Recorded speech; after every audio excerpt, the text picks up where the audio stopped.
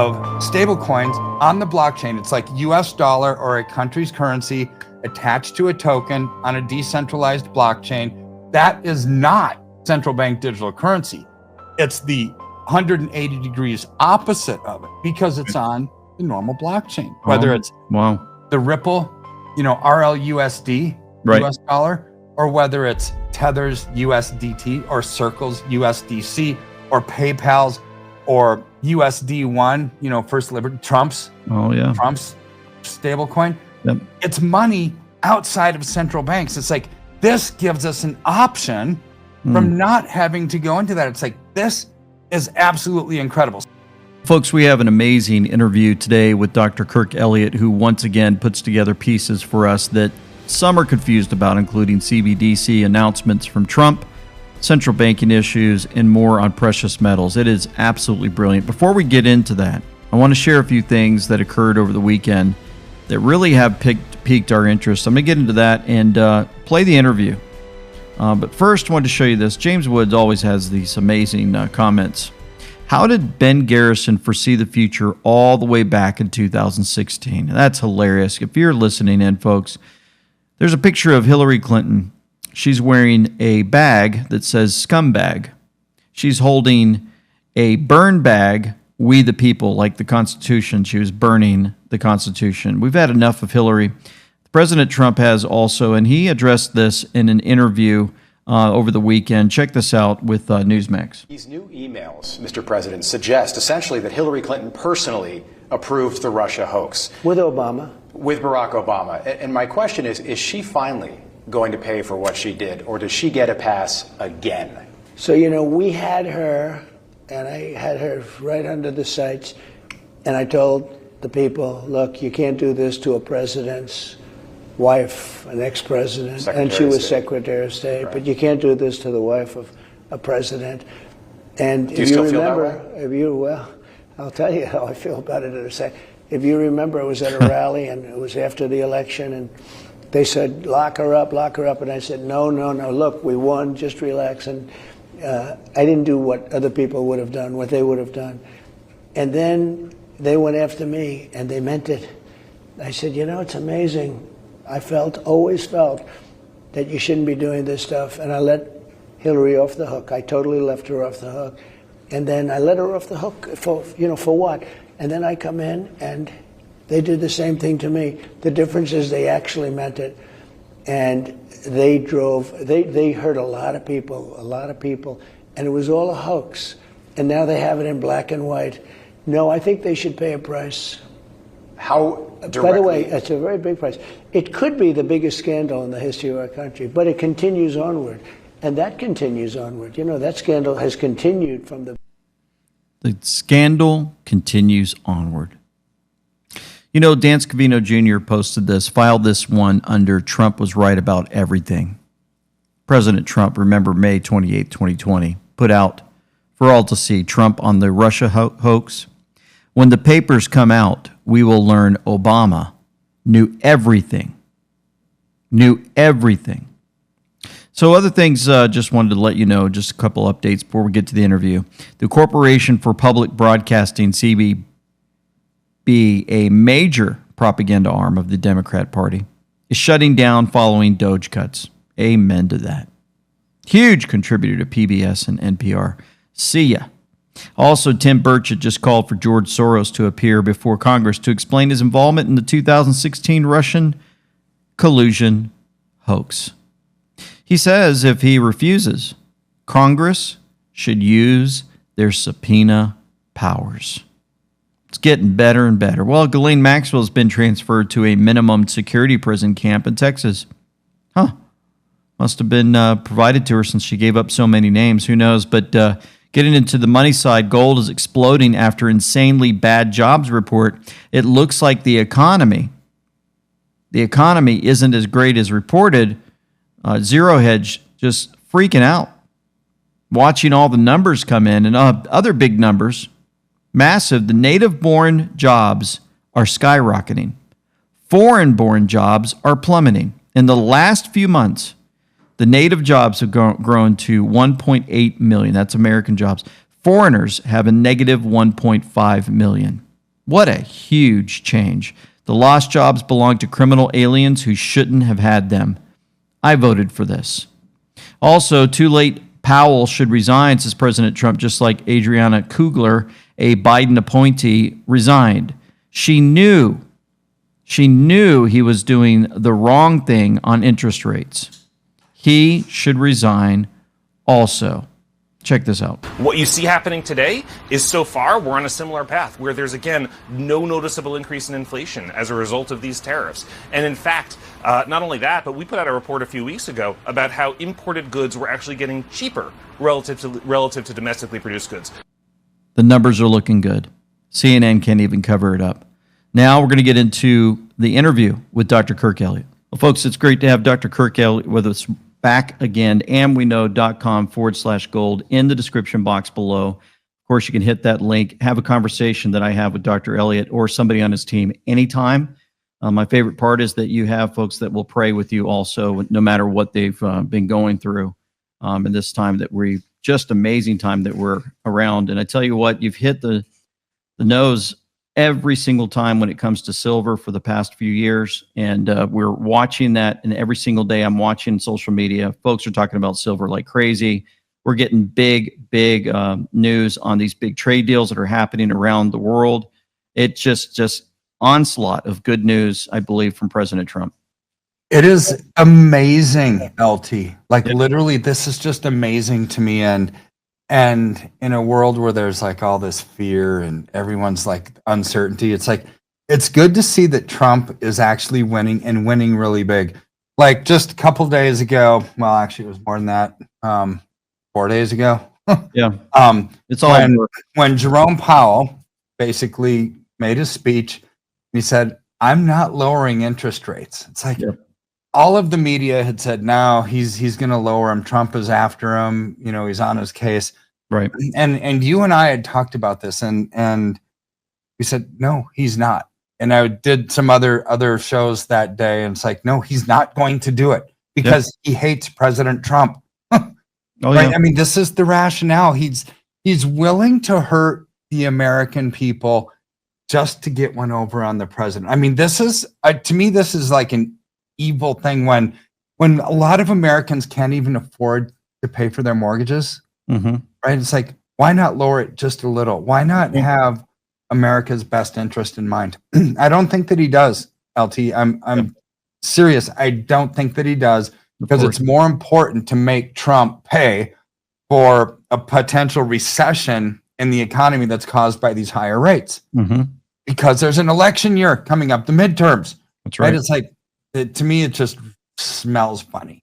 It's just, and it's not funny. It's hurting America. But anyways, he didn't lower interest rates, and so people are saying, "Oh, this is bad." You know, Trump's not going to win. It's like, oh yeah, okay. Let's just look at what Trump has done over the last few weeks, right? So first, you and I talked about it's old news now, but it's kind of in this cycle, which is the tariffs on Japan, right? So Japan is going to dump $550 billion into America to build factories, right? For like Honda, Sony, Toyota, whoever, Nissan. 15% tariffs on Japanese goods coming into America, 0% on American goods going into Japan. Huge win. That's right. Massive. It's like, why would they do that, right? Because they want to sell to wealthy Americans. Let's go ahead and delve into this. Look what showed up. We hold all the cards.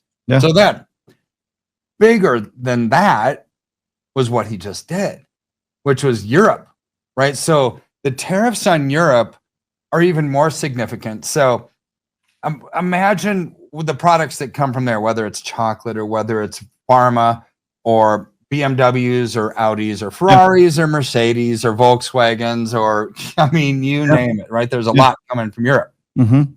15% tariff on European goods coming into America, 0% going into Europe.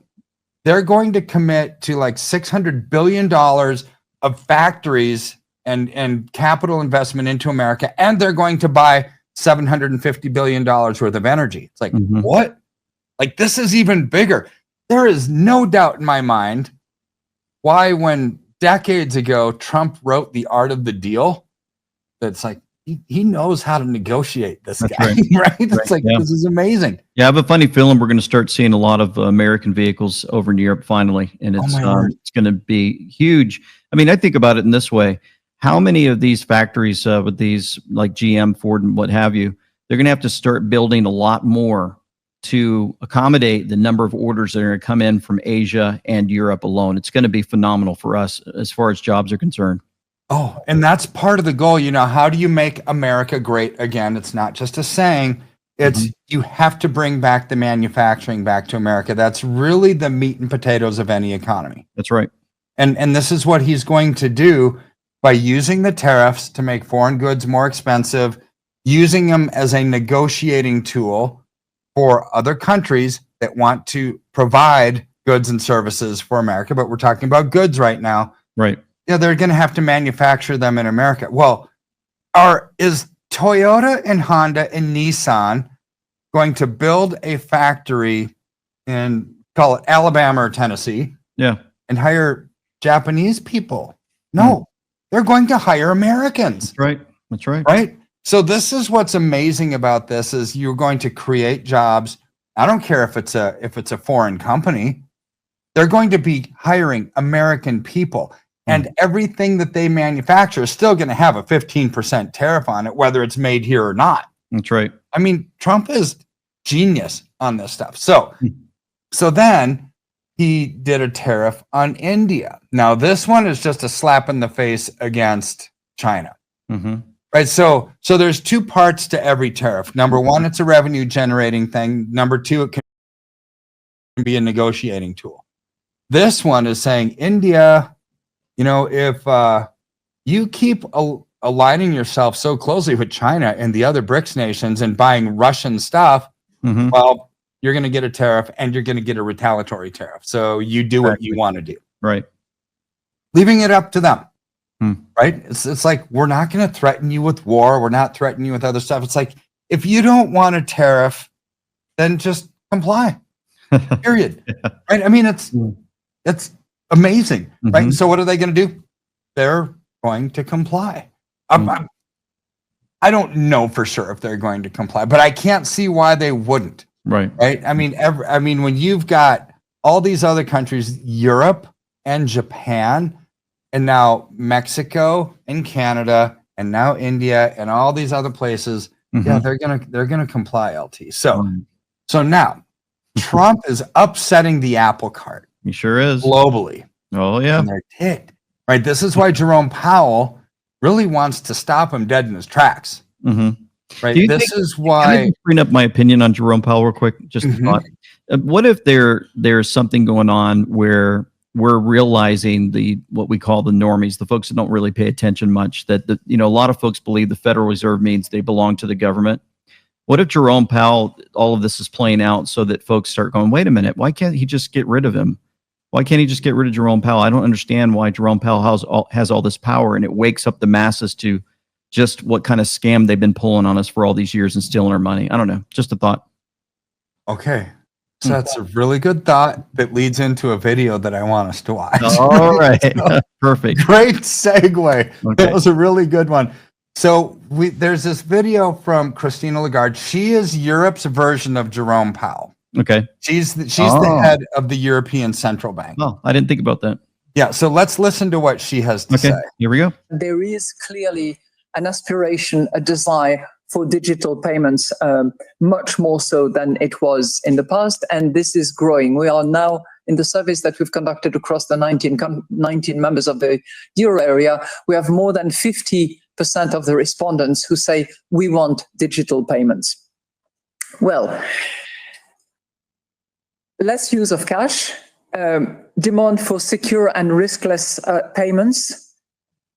Where do we stand? We central bankers, we have been operating as a monetary anchor in relation to the commercial banks and the private money. If we are not in that game, if we are not involved in experimenting, in innovating in terms of digital central bank money, we risk losing the role of anchor that we have played for many, many decades.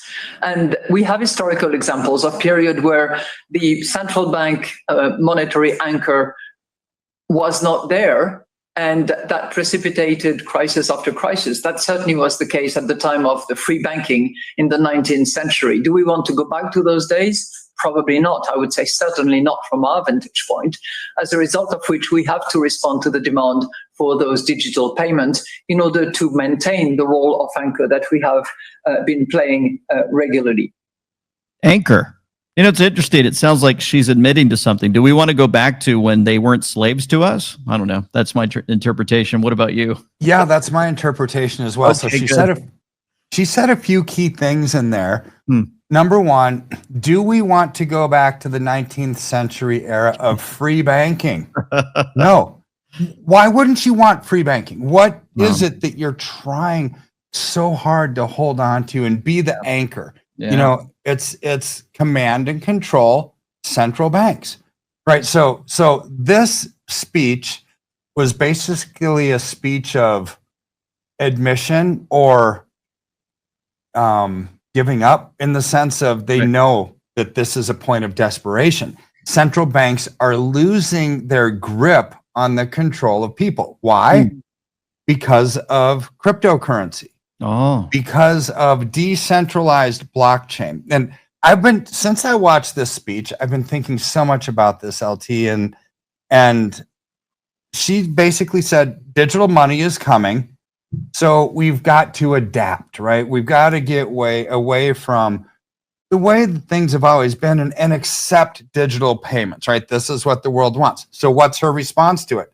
Central bank digital currency, right? This is the central bank's version of digital money, which to me, I've always thought, okay, this has all the marks of the mark of the beast, right? Where central banks play this out in my mind with me. I'm going to think out loud, right? So you've got these central banks, and the world is kind of moving in this weird trend towards universal basic income. Mm-hmm.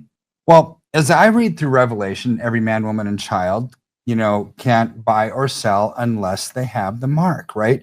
Which means you are selling yourself into the system. It's not, you're worshiping the beast, right? It's not that you can't buy or sell or do anything. You are basically in this system, hook, line, and sinker. Right. So how could have, 5-10 years ago, as I was thinking about this, it's like, how could any Christian who reads the Bible actually ever not know who the Antichrist is, right, when they come in? And how could they actually say, yeah, let's this man of peace, right? This amazing person who's going to control the world and blah, blah, blah. How could they not see him for who he is? These tactical gloves are tough enough to survive open flame and sharp objects. Yet right? And it's like, what if it was something as simple as central bank digital currency, universal basic income? It's like, hey, we've got this universal basic income. You're not going to receive it unless you're part of the system. Or what about retirees on Social Security? And it's like, you're not going to get your Social Security payments unless you're part of the central bank digital currency. What Christian is going to, 80-year-old that can't afford to live, I'm just playing out a story here, is going to say, I don't, that's my only mechanism of money is the government money. Yeah, we'll go ahead and just accept it. Right. Or what about people who can't afford to feed their kids and they're on welfare and food stamps and everything else? It's like this universal basic income type of concept. It's like, you can get it. We'll feed your kids, but you have to be part of this system, this central bank digital currency, this beast-like system, right? So this is how they could get the masses in, even though the masses might know that this doesn't smell right, doesn't look right. I think they've read about it in the Bible before. This is how. So here's where Trump comes in, is I think something that's absolutely incredible, right? And when it first came out 3 weeks ago or 2 weeks ago, the Genius Act, people said, this is horrible. This is central bank digital currency. He's accepting stable coins. Right. Like, no. Yeah, This a lot of is folks not. are wondering about And that. how could he actually be in favor of a stablecoin act, and also in the same sentence say we are not going to have CBDCs in America. Yes. People thought he's lying. Like, Yeah. no, he's not, Mhm. because what he just created was an alternative system of stablecoins on the blockchain. It's like US dollar or a country's currency attached to a token on a decentralized blockchain. That is not central bank digital currency. It's the 180 degrees opposite of it, because it's on the normal blockchain, whether it's Wow. the Ripple, RLUSD, Right. US dollar, or whether it's Tether's USDT or Circle's USDC or PayPal's or USD1, First Liberty, Trump's Oh, yeah.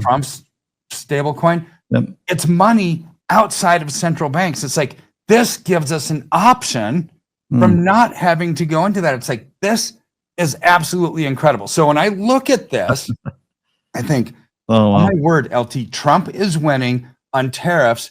He actually possibly helped promote and create a system outside of central bank digital currency, which I think is going to be so closely tied to the mark of the beast that they might be the same, right? Oh, my goodness. And then he's got opposition, obviously. When you go against the global establishment, the global bankers, the World Bank, the IMF, the World Economic Forum, Christine Lagarde, right? Right. And even Jerome Powell here in America. Mhm. The headwinds are so strong, they want him to fail. Why do they want him to fail so bad? Because he's changing the monetary system as we know it. Oh, wow. Right. And so what tells me that we might be pretty close is what UBS just did. Okay. So United Bank of Switzerland, UBS, what did they just do? They basically are saying, we're going to back away from complex currency products, or not even have some of them at all.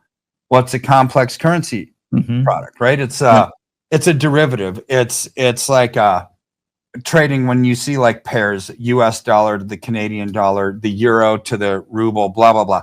And you have all these, they're actually saying, we don't want this anymore because things are way too volatile. But wait a second. These Forex traders, this is how they make money. Right. They like volatility. Who cares if it's volatile? They're going to make more money, but yet they're pulling away altogether. This tells me that we could be on the verge of a monetary system that's completely changing. Oh. Why else would somebody who makes their living in this living, why would they pull away from it? Yeah. I think we're about to see a big, huge change. And when you add all of this together with the Stablecoin Act and the Genius Act, right, that Trump put together, couple that with Christina Lagarde's statement that, boy, central banks as we know it, we're kind of scared. We have to actually adopt some other kind of plan to be the anchor because we want to maintain control of people. That's my interpretation of what she said. Oh.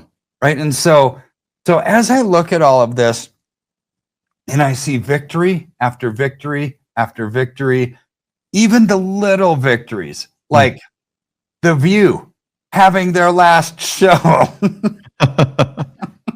It's like, okay, sweet. That's although it is kind of nice to have the mouthpiece of ignorance, so everyone can see what the left is all about. But Stephen Colbert and his late night show, right? Yeah. Being canceled. I mean, these things. E News is out. Our theory is that USAID was providing them the money they needed to continue. That's why they have to shut down, because the advertisers weren't really providing any advertising dollars. It was all coming from USAID. Interesting. Yep. They're all starting to fall now. They're starting to fall. See, another victory. So this is where I want the viewers, all the envy knowers out there, to be so full of hope, so full of optimism about what's to come, right? And here's where in this industry that I'm in the precious metals world, so much of it's based on fear, right? It's like fear, and people will use all these scare tactics and you got to buy these rare coins that are collectible and non-confiscatable and all this garbage, right? It's like overpriced garbage using fear tactics. Well, How about hope? How about a message of hope? And you allocate into strength as the foundations around us are crumbling because God gives you a way out all the time. He always does. He's a very generous father and he loves us. And here's where the media and the wealthy and the hedge funds are now catching up, LT, with what you and I have been talking about for 2 years. Oh, yeah. We're just ahead of the curve. Yep. Right. So Ray Dalio, one of the biggest hedge funds in the world, billionaire guy. You know, when in the past, when you've heard like hedge funds say, "Oh yeah, we're going to allocate into precious metals," it's usually like something dinky, like 1%, maybe a max if they're really super like aggressive 5%. Right. Well, what does he say? 15% allocation in gold or Bitcoin. Okay, there's something in those words that makes me excited because he said the world is on the verge of an economic heart attack. Basically, the debt spiral is about to implode. So why gold or Bitcoin? Well, what do both of those offer out of the system? Yeah. Right? Bitcoin, decentralized blockchain, private. Gold and silver, not a blockchain. It's just a tangible asset, but private. And both of them offer growth. Both of them can offer hope in a world where central banks are collapsing, where people don't want to be part of Big Brother's system, right? One just happens to be digital. One just happens to be tangible. Other than that, the fundamental reasons why people look at either one of those is the same. But here's the key thing in this Ray Dalio. That's a big percent for a hedge fund to say you should go 15%. I mean, not big for me. Let's say I'd go 100% if nothing else makes sense. But I'm not a hedge fund manager who has to have some diversification in what they talk about, right? To me, it's better and safer to be less diversified into the positive trending asset class as opposed to having 5% in 20 different things. Well, what if those 20 different things are all This new invention is taking the foot care industry by storm.